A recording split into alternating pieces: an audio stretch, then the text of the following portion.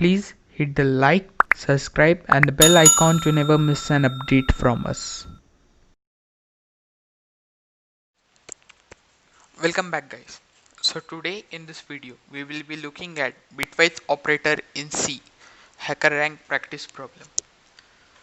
So today, since it is under conditionals and loop, we will use loops, but along with it we will use another some special operators in C which are bitwise operator. So basically this bitwise operator are the operators which change the bits of data. So you are aware that computer stores its data in forms of bits, in form of zeros and one. Now as an example we can look over here. 3 is stored as 00000011 in binary. So this 1 over here represents 1 bit. So this is 1 bit. So such 8 bits together form 1 byte. You may KB, MB, which we talk about, are some number 1024 of this bytes. So there are three operators which we are going to use over here. There are others like bitwise complement and bitwise shift left and shift right, which we are not going to discuss over here. So three that are bitwise AND operator, OR operator and XOR operator, that is exclusive OR. So their definitions are given over here, like AND operator, 1 and 1 gives you 1, 1 and 0 gives you 0. Like our logic table, if you remember from your 12th standard, 1 and 0, if both the inputs are 1 then we get 1. If any one of the input is 0 we will get 0, like we do in our logic gates. Similarly, or over here, if any one is 1 we will get a 1, otherwise 0. An XOR operator is just a complement to OR effect, if we see it in that way. So I hope these three operators are clear to you. Now let's go to the task.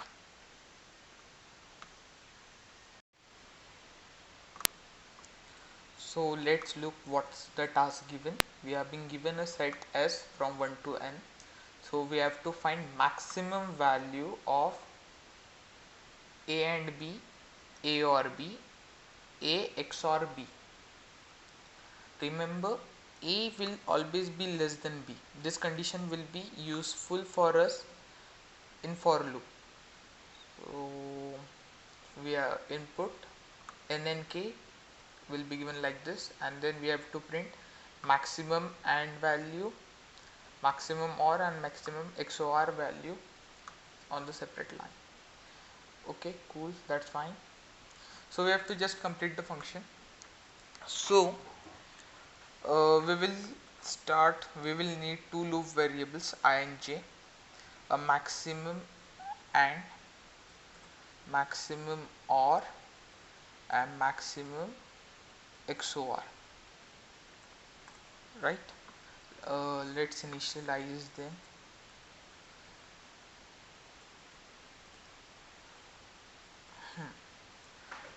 Cool.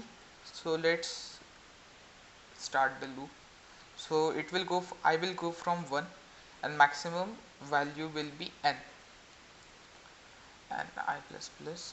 So another loop. Since other number is always less than means A is always less than B, so we will go I plus 1 over here. So all the less values, means suppose I is 1, then we will start the other loop from 2. So it solves our problem over there. Similarly, j will be less than n and j plus plus. So we will require three variables again, in which x will be I and j, y will be I or j, and z will be I XOR J. Cool. Now if x is less than k, oh sorry, and x is greater than maximum and, so no need of parenthesis, so we will assign max, assign x. Let's copy this. See,